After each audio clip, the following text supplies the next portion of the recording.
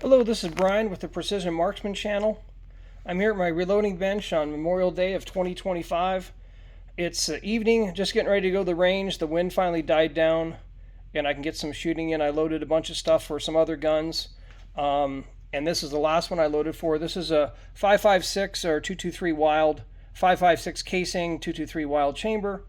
So what I've done, I'm loading 53 grain vmaxes. They're a boat tail. I'm changing powder lots. So I'm loading N133. Here's the version 4 auto trickler, great scales out of Canada. You'll see been taking a lot of notes on different powders. I like to test different powders. They're in the correct burn rate and charge. My last test that I'm doing, I pretty well have a couple of good loads.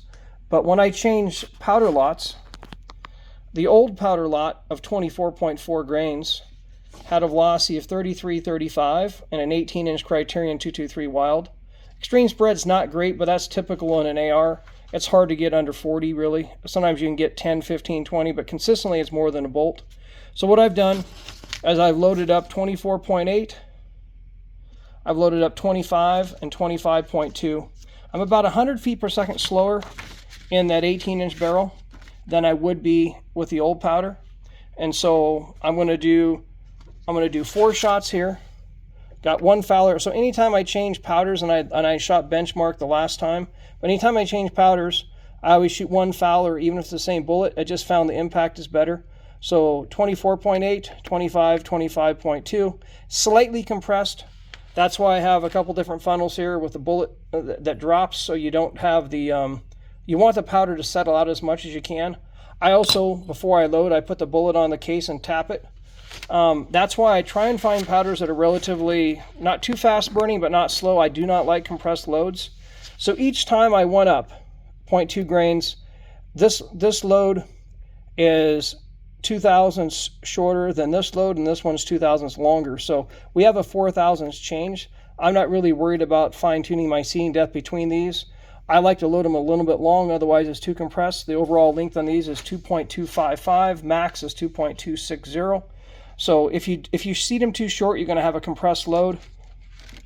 You come over here, and I have some lubricant that I use for the bullet. I like to use a dry neck lube. It's like a powdered graphite. I use a mandrel, neck lube it, mandrel it, and then I go over here to the Forester press, and I'm using a Forester dye. I really like the Forester products. I like how I can switch things out and do everything quickly. I'm going to get to the range here and test the velocities and the groups and make sure everything shoots good. And again, this paper is getting pretty full, but I got lots of data. I shot 4 different powders. I did AR comp, N133 benchmark, and 8208. AR comp is too compressed. N133, I've used it a lot before in a 55. Benchmark's a great powder.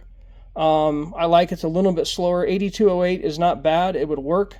But I would say right now, another good powder was Exterminator, and another good powder was H335. A lot of the powders that people use in the 55 grain bullets are too slow, and I find them to be not as effective for consistent seating depth and velocity. So I'm not only chasing velocity, I'm also chasing consistent seating depth, and I'm chasing accuracy. So I'm looking for kind of to optimize everything. And with a velocity of around 3,300 in a 18-inch barrel and around 3,200 in a 16-inch barrel, I'm really happy with that. I use this particular gun mostly for prairie dogs and fun target shooting. 55 grain bullet is legitimately, probably, you can shoot to 400 or 500 yards, but if you want to hit stuff consistently, that 200 to 350, and that range is perfect. If you're shooting under 200 yards, it doesn't really matter. You know, you can use a 17 HMR, you can use a 223. But I like precision loading even with a 55, but generally I load 69s and 77s for long range shooting. But for prairie dogs and smaller varmints and squirrels, the 69 and 77 is a little overkill.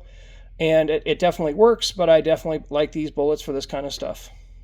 Happy Memorial Day and good shooting.